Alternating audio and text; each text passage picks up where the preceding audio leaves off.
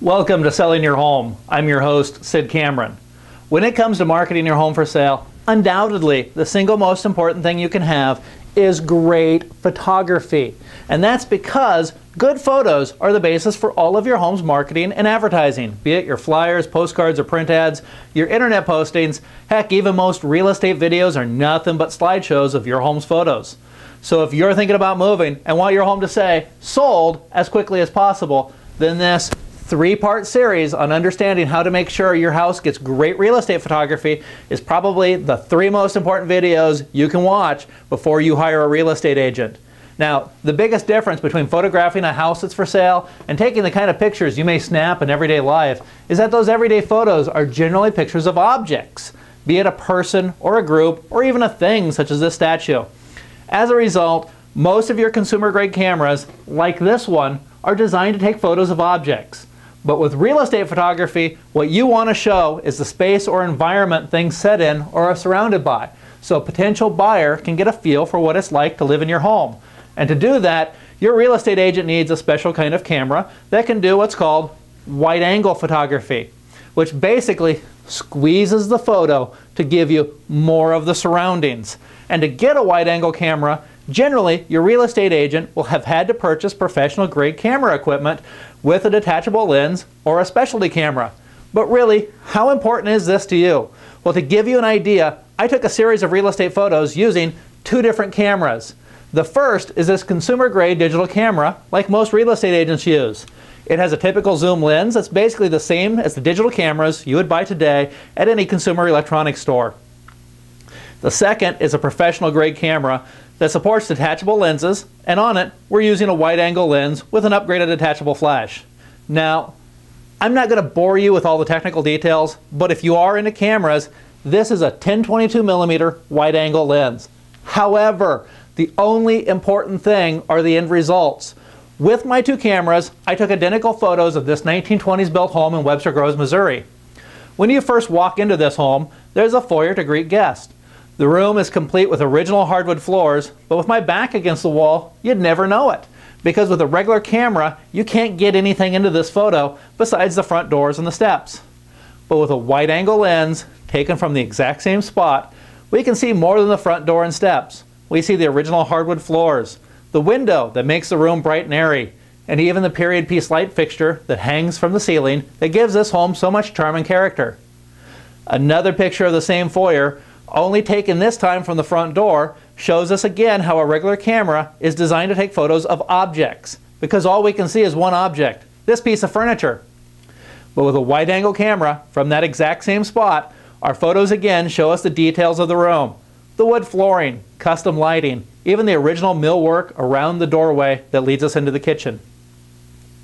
Inside the kitchen, if you try to take a photo of the room with a regular camera, you mostly just see the floor. You don't even see enough of the cabinets to get a feel for what the room actually looks like. But with a wide-angle camera, again, taken from the same spot, you get to see the whole room, the cabinets, sink, stove, even the can light in the ceiling above the doorway and pendant lights above the sink. We get the same dramatic effect over in the living room, where with a regular camera, we basically see nothing but a chair and an end table. But with a wide-angle camera, we get to see the whole space, so a potential buyer gets the feel for what it's like to actually be in the room. Wide-angle photography is also especially important in smaller spaces like the bedrooms. That's because there's usually not enough room for the photographer to back far enough away from the bed to get much else in the photo, which is what makes the rooms look so small and cramped. But with a wide-angle camera, we can get a feel for the actual space because we see the floor, the ceiling, two walls, and two windows.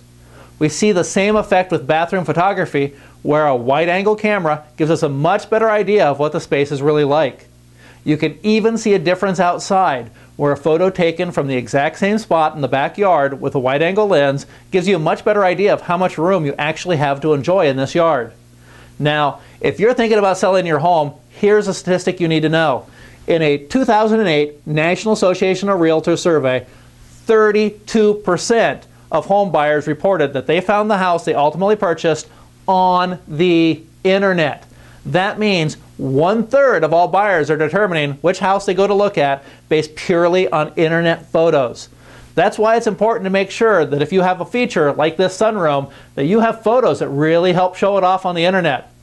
And when you consider the fact that internet buyers may be looking through photos of literally hundreds of homes online to just try to narrow it down to a handful of homes that they're actually going to go look at in person, you should be able to get an idea of just how mission critical great real estate photos are when you go to sell your home.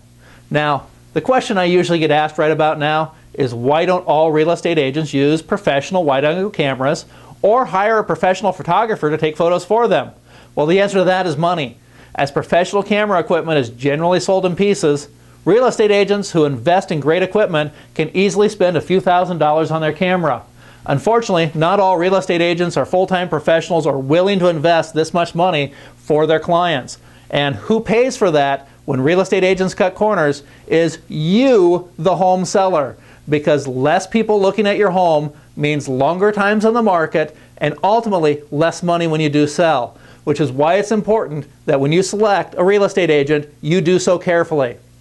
But that's all the time we have for this episode. Make sure you see the second and third pieces of this installment.